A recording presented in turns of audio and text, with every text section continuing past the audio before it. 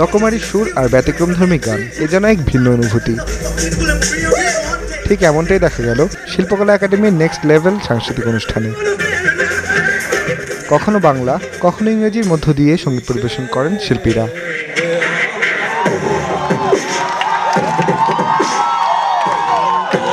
ফাঁকে ফাঁকে ছিল আমেরিকান নাচিয়েদের মনোমুগ্ধকর পরিবেশনা। তবে দর্শক শ্রোতাদের বিশেষ আকর্ষণ ছিল হিপহপের তালে দেশীয় ও ভিনদেশীদের পরিবেশনা। এরকম একটি অনুষ্ঠান দেশের মানুষকে উদ্বুদ্ধ করবে বলে মনে করছেন আয়োজকরা।